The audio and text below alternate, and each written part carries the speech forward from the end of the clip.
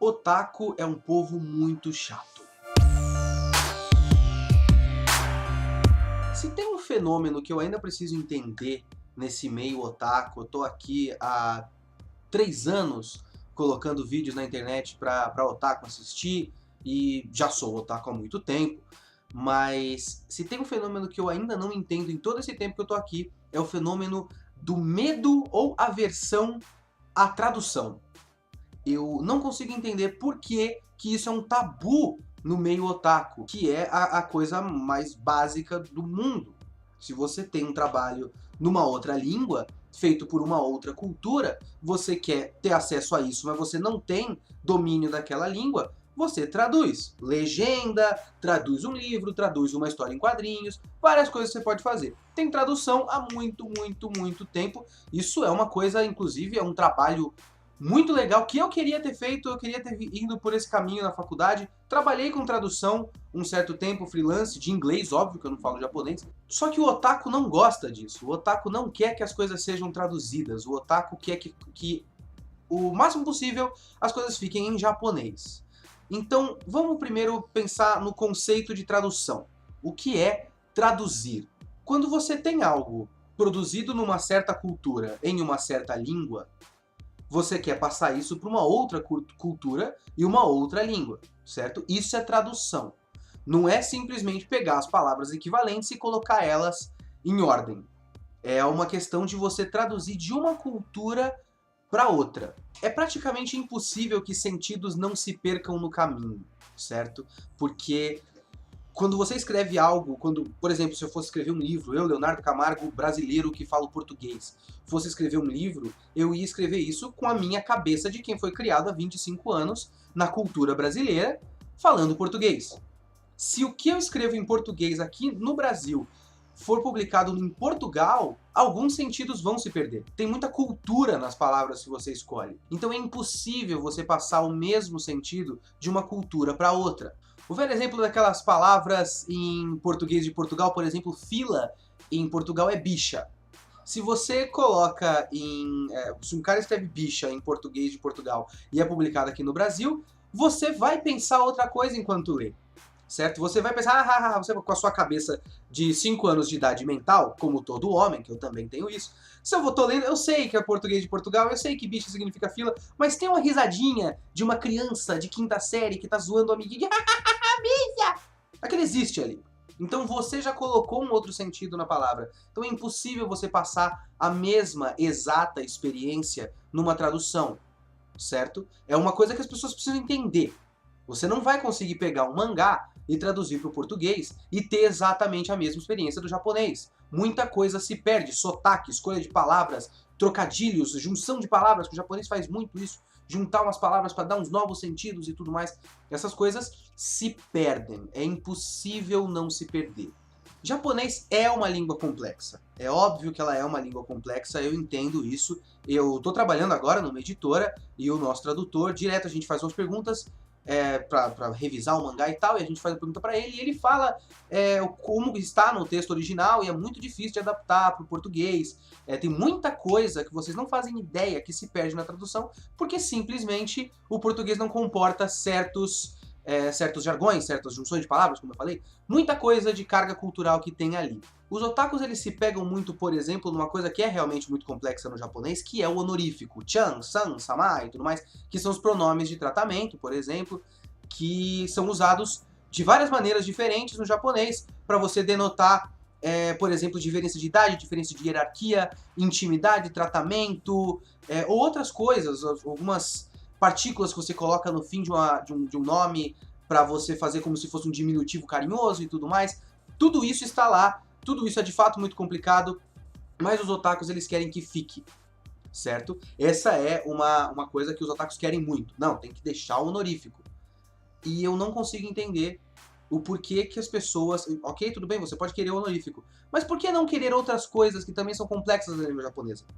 Vocês sabiam, por exemplo, que tem para eu e você, as palavras, os pronomes pessoais eu e você, em japonês tem, sei lá, umas 3 ou 4 formas diferentes de cada um, no mínimo. E que cada uma dessas formas quer dizer uma coisa diferente, tem uma carga de discurso diferente. Por exemplo, eu posso estar muito errado aqui, mas é alguma coisa desse tipo assim. Watashi, que é eu, é um eu mais normal, eu acho. Não sei se tem algum tipo de formalidade ali, até onde eu sei é mais ou menos o padrão. Tem o ore, que é eu também, que é vulgar, certo? Cadê o otaku pedindo que isso fique também?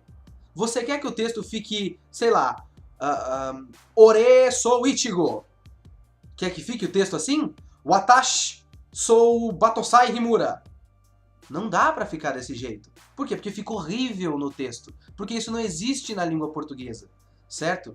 É a mesma coisa de, por exemplo, eu escrever um filme, por exemplo. Eu escrever um roteiro de um filme e tem um cara paulista e um cara do sul, do Rio Grande do Sul, conversando, e o paulista fala, o cara do Rio Grande do Sul fala, tu é um idiota.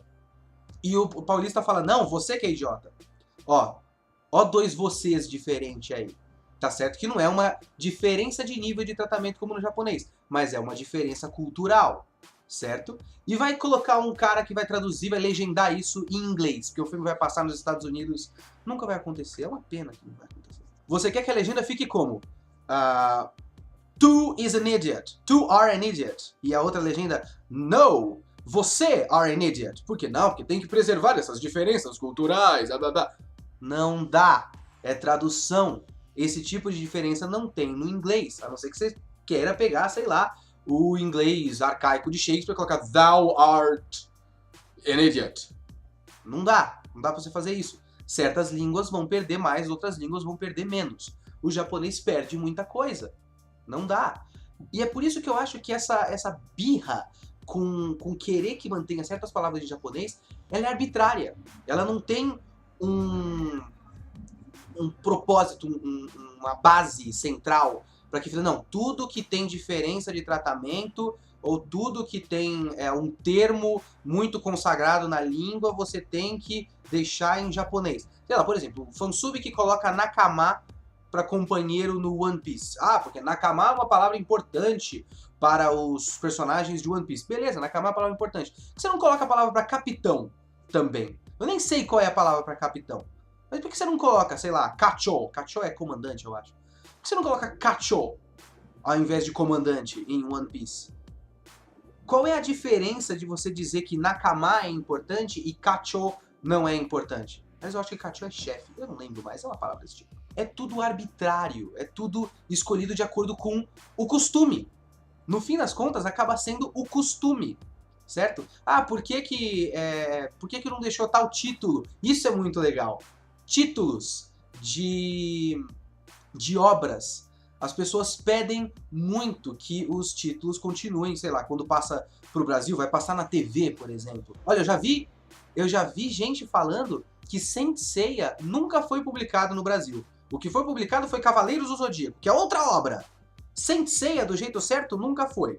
Quer dizer que Lord of the Rings nunca foi publicado no Brasil. Só foi Senhor dos Anéis, que é uma versão brasileira modificada estranha. Certo? Quando você fala de costume, sabe por que tem esse negócio de costume? É por conta da internet.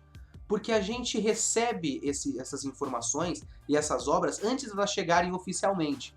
Você recebe, por exemplo, notícia de cinema, você recebe o tempo todo trailer, imagem, pôster, entrevista, making of, comentário, preview, cenas adiantadas, tipo preview da cena tal, assista os 6 primeiros minutos e os sites americanos já assistiram, então vamos lá, vamos ver como é que é a impressão que os americanos tiveram do filme e tal. Então a gente tem uma overdose de informações, então a gente sabe como esses filmes antes de chegarem aqui.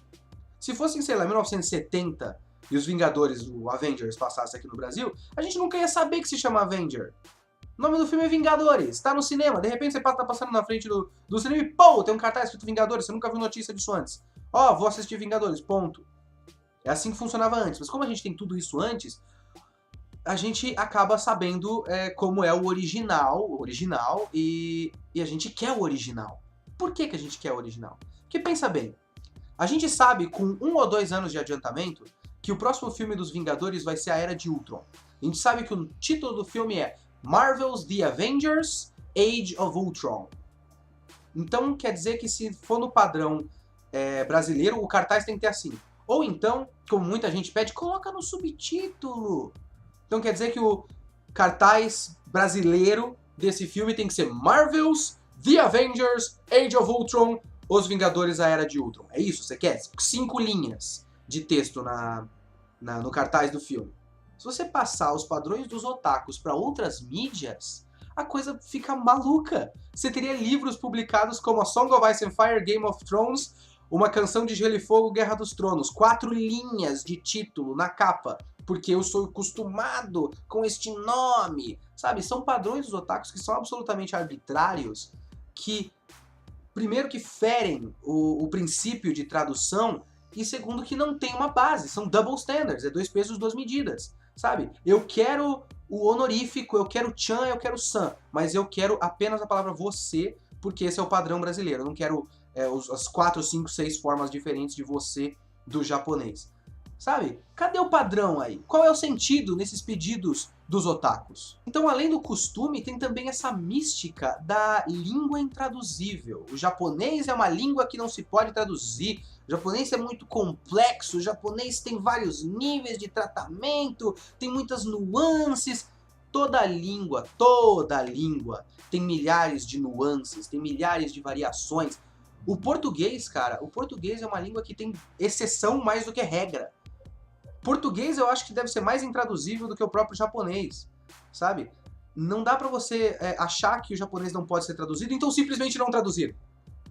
Sabe? Você coloca a palavra inteira de acordo com o meu keikaku, você coloca a legenda em cima, keikaku significa plano. Tem uma palavra pra isso, caralho! Nakama, companheiro, amigo, qualquer merda assim. Tem uma palavra pra essa porra. Se tem uma tradução e você está traduzindo, traduza.